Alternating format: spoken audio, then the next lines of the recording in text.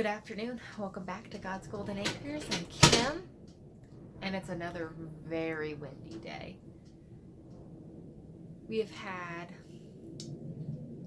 4 days without any sunshine. It came out this afternoon, and it looks like we're going to have another 3 days of that this week.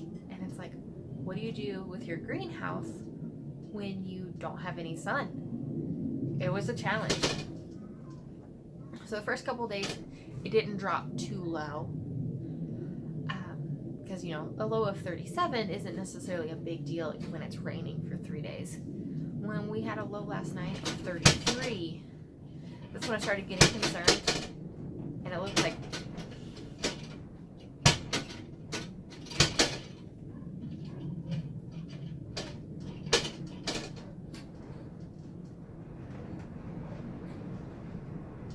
this next week we're gonna have another 3 days of rain, but the lows are gonna be in the high 20s.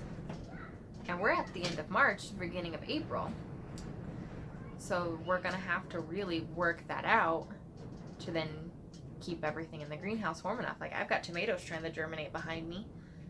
Those need to have above freezing temperatures, especially at night when it does get close to freezing. So, I have filled this. We have full trays here. We have kind of stored stuff right here now until I get more tomatoes planted, because I have some cherry tomatoes that will germinate a little bit faster and they don't need as long as a head start. I've got tomatoes on this other upper shelf, and then I've got pots of spinach sitting in front of me. I've got some concrete blocks on the floor, like many of you have seen. And I have next to me a heater. So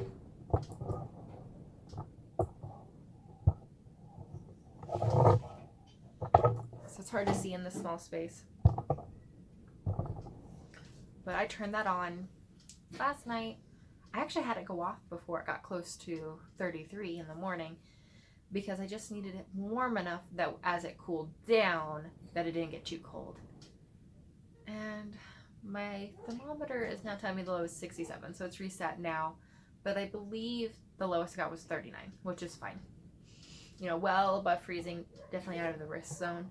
When it gets colder over the next week, I'll definitely have it on longer to help keep that steady temperature all night. But that's really all I have done, is added a temporary 1 day, 1 night solution. Because I don't like to run the heater. That kind of defeats the purpose of saving money starting seeds if I'm wasting money heating them somehow.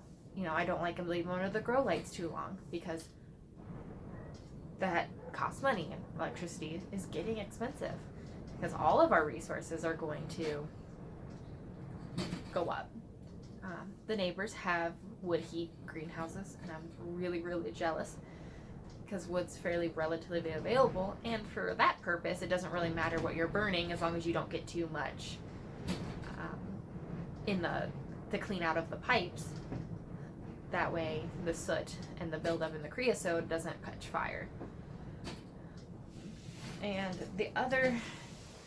so this I have no temperature controls on. Last time we talked about the greenhouse, I did have some issues with our fan not turning on. So that is hooked into a different temperature control.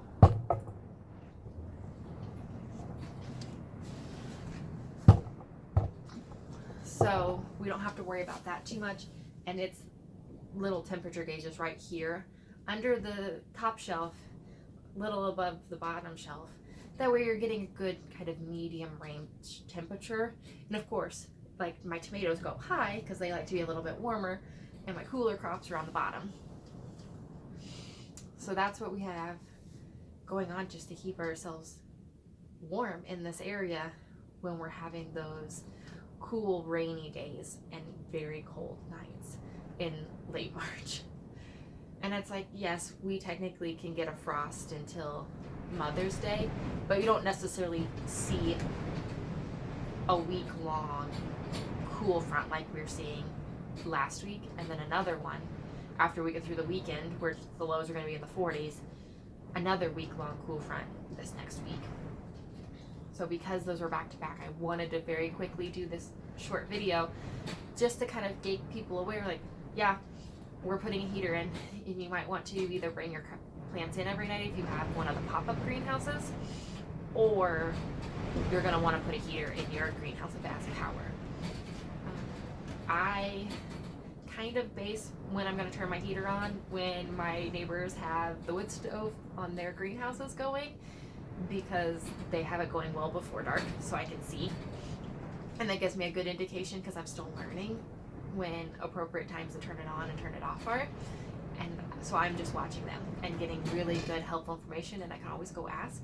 Granted, they don't use a lot of power, so they're not going to have the greatest tips for using an electric heater, but they can definitely help me with gauging the temperature, and they do, and they're more than happy to teach me, which has been very, very useful and very, very helpful. The other thing I have done through this little cold front is I'm not opening my screen door. That's the only window that opens in this greenhouse, and so because of that, I'm letting things get a little bit warmer. The broccoli and the cauliflower don't love that. The spinach doesn't love that. It's good for the tomatoes, and it's not getting too warm in here. Actually, the fan wouldn't have kicked on today. So we have the fan kicking on, I believe it's 75, because most of the time I'm here at the house. So cool weather crops I'll just pull out if it's going to be above 60 and take outside, because I've fully hardened them off. I bring them in to stay warm at night, just because I'm paranoid a little bit, and I also don't want like the cat to knock them over or a mouse to get up on the table and eat them. So I bring them in for protection at night. But with this, like, you can hear how windy it is. I'm not going to put my plants in pots outside, because there's absolutely nothing here. My table's right out here. There's no wind block of any kind there. You know, no trellis to lean up against. No slightly taller flower bed or garden bed. Knock off the leaves. No mulch underneath, kind of help stabilizing the stem. And it's quite the wind, and you can hear it. So we're now opening this door, letting it get a little bit warmer, although it hasn't, because like I said, it's 67 in here now. The high 68. So we're just hanging out and gonna wait and see how that goes. I don't think it's gonna be a problem. I just have to watch my temperatures, and my fan will kick on, so it will take the majority of the heat out. But if my fan is on, usually my door is open. With this wind, that's not gonna happen, because I don't want the door to break. I don't want the plastic sides to pop off. Like, it's crazy windy. Seriously, like, I thought I was gonna get knocked over. I almost got my hand smashed in my door today when I was doing school pickup. It was sketchy. So right now it's pay attention, watch your weather, watch your wind, and really just kind of hang out in your greenhouse. If you're new to this, that's basically where I've been. Been a little stressful, because we've also had 2 cars break down, got them fixed. Kind of crazy week, but it's definitely something we have to pay attention to, even if in those crazy times. Like, you're gonna have things that happen to you. You know, sometimes it snows, sometimes it rains, sometimes everything happens at once. And I really want to encourage you, like, you can do this. You know, I'm doing it amongst a lot of different things, and I know some of you aren't gonna be home all the time, and you're just gonna have to guess. And sometimes guessing's all you can do, and guessing is great, because an educated guess, just like we all did in math class, can get you the right answer, or at least close enough that things are fine. You know, we were taught to make educated guesses for a reason in high school, and we need to remember that we can do that, and we are all smart enough to do that. So thanks for being with me. Thanks for listening to my little educational rant there at the end. If you want to follow along with what we're doing, hit that subscribe button. If you like this video, hit that like button. If you know someone else who's learning, go ahead and send them this video. It's the best way you can help out our channel. And have a great week. God bless.